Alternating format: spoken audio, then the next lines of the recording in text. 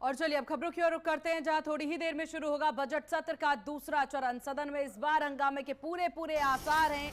BJP और कांग्रेस ने सांसदों के लिए जारी किया है व्हिप। सदन में बोल सकते हैं विदेश मंत्री एस जयशंकर। देश के समक्ष युद्ध भारत का पक्ष रख सकते हैं वो। तो ये बड़ी जानकारी आपको दे दे। देखिए, बजट सत्र का दूसरा चरण आज से शुरू होने जा रहा है और कई सारे मुद्दे इस बीच जो है वो विपक्ष के द्वारा अब सामने लाया जाएगा। उसकी पूरी पूरी संभावना है, फिर चाहे वो एसआईआर का विषय हो या फिर इस वक्त दुनिया भर में जो युद्ध की तस्वीरें नजर आ रही है, अमेरिका, इजराइल, ईरान, साथ ही अफगानिस्तान, पाकिस्तान और सबसे बड़ा असर इजराइल और ईरान के इस युद्ध के बीच में तेल के दामों को लेकर के, महंगाई को लेकर के कई मुद्दे हैं जो विपक्ष के द्वारा आज सदन में उठाया जाएगा। इसके अलावा आपको बता दें एसआईआर का मुद्दा भी विपक्ष सदन में उठा सकता है। इस पर पूरी पूरी यहां पर निगाहें बनी हुई हैं, जहां पर देश के समक्ष युद्ध पर भारत का पक्ष जो है विदेश मंत्री आज रखते नजर आ सकते हैं।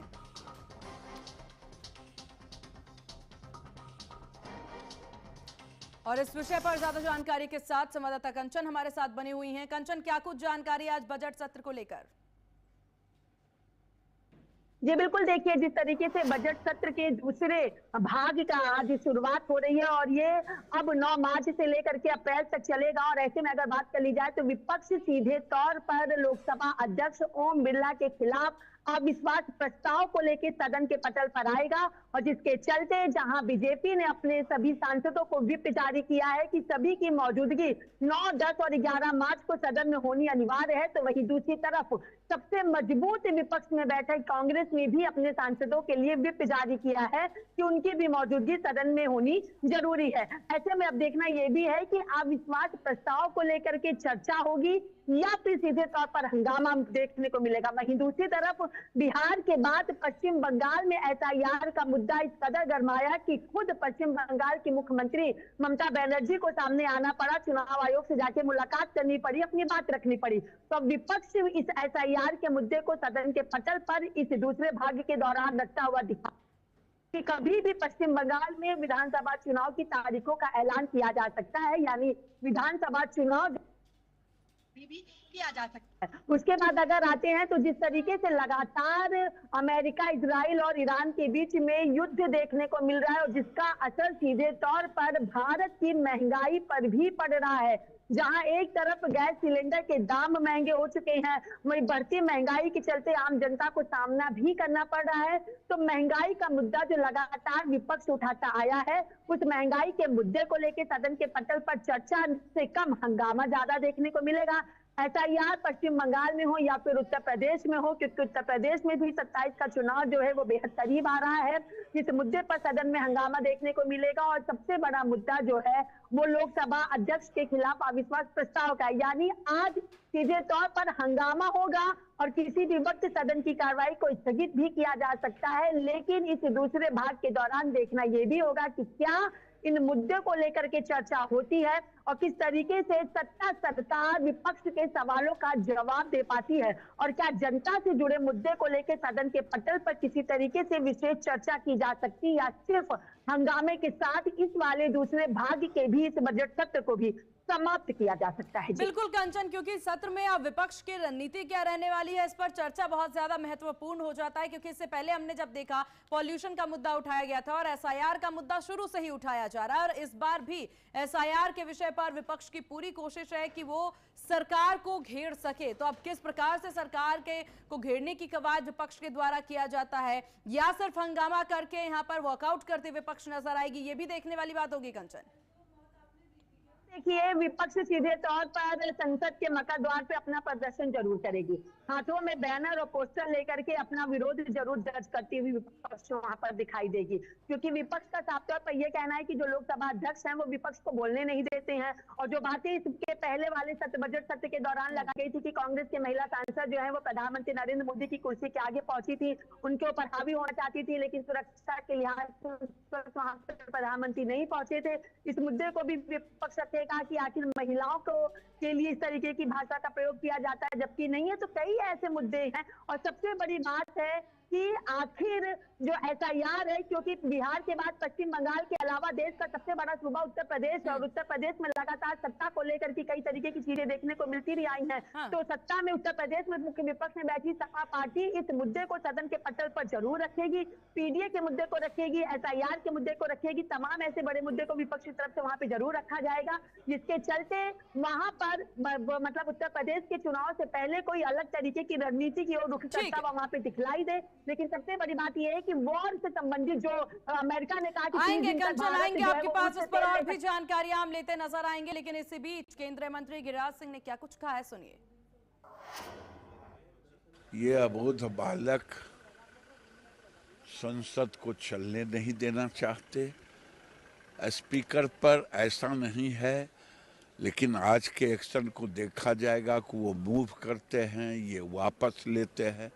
अगर ये मूव करते हैं तो मैं समझूंगा कि ये बेवकूफ़ी की हद की सीमा पार कर, ये उनके सर्टिफिकेट की भारत बहुत विदेश सचिव और बहुत अच्छे ढंग से दुनिया के सामने भारत को प्रदर्शित कर रहे हैं। देखिए कोई पहली बार नहीं आ रहा है, कई बार आया है।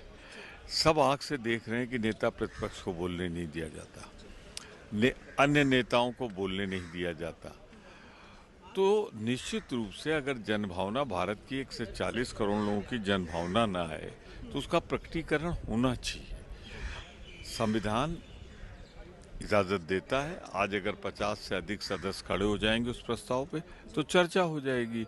ये पहले भी कई बार हो चुका है और ये संविधान में जो आज़ादी है अभिव्यक्ति उसके लिए विरोध। कंचन, देखिए यहाँ पर ओम बिरला को पद से हटाने को लेकर के जहां विपक्ष लगातार अब इस पर बात करने की बात कह रहा है, इस प्रस्ताव पर चर्चा की बात कहता नजर आ रहा है, तो सत्ता पक्ष से केंद्रीय मंत्री को हमने सुना वो कहते नजर आ रहे हैं कि इस तरह की धारणा संभव नहीं है, इस तरह की बातें संभव नहीं है, सबको मौका मिलता है। और साथ ही साथ हमने यहाँ पर कांग्रेस नेता को भी सुना, वो कहते नजर आ रहे हैं कि किस प्रकार से जब यहाँ पर नेता प्रतिपक्ष को बोलने नहीं दिया जाता है तो जनता सब देख रही है। क्या लग रहा है यहाँ पर आज क्या कुछ यहाँ पर हो सकता है इस विषय को लेकर? जी बिल्कुल, देखिए जिस तरीके से कांग्रेस सांसद ने कहा कि 50 लोग अगर खड़े हो जाएंगे तो सहमति बन पाएगी और अविश्वास प्रस्ताव पर चर्चा भी की जा सकती है, यानी 50 लोगों की बहुमत की बात एक कहीं ना कहीं अब ये कांग्रेस के सांसद की तरफ से कही गई है।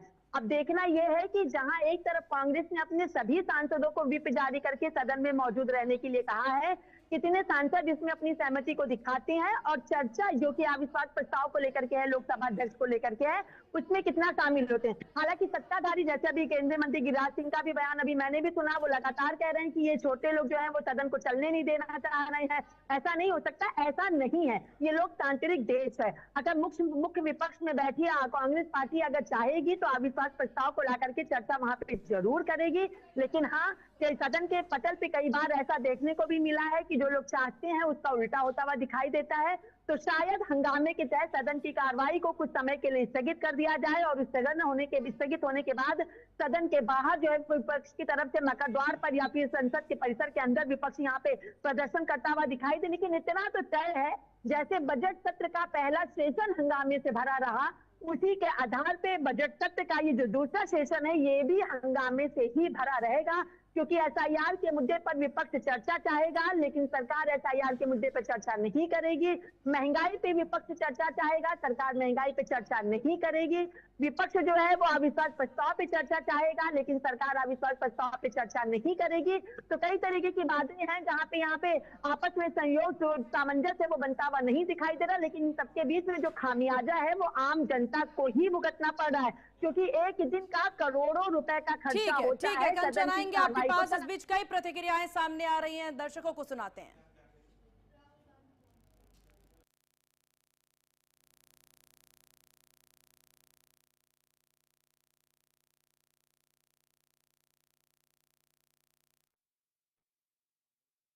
अभी तक उनके मुंह से ट्रंप का नाम तक नहीं आया।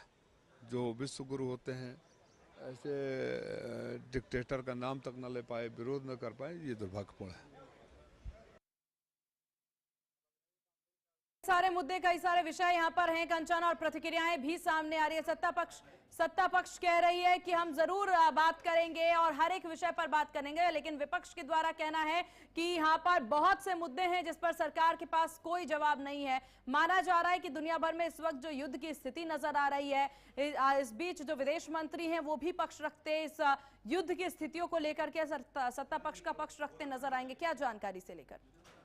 जी बिल्कुल, देखिए जाहिर सी बात है कि विदेश मंत्री जयशंकर जो है वो युद्ध के संबंधित, जो कि अमेरिका और इजराइल और ईरान के बीच में लगातार पिछले कई दिनों से जो युद्ध चल रहा है उसको लेकर के सदन के पटल पर चर्चा करते हुए जरूर दिखाई देंगे। लेकिन यहाँ पे चर्चा होने के लिए दो चीजें, जैसे सत्ताधारी सरकार ने कहा, आपने भी कहा कि सरकार कह रही है कि हम इस पे सभी। चलिए ठीक है कंचन, आपका बहुत शुक्रिया तमाम जानकारी साझा करने के लिए। खबरों में आगे बढ़ते हैं, जहां दिल्ली में एक बार फिर से चाकूबाजी की घटना सामने आई है। सीमापुरी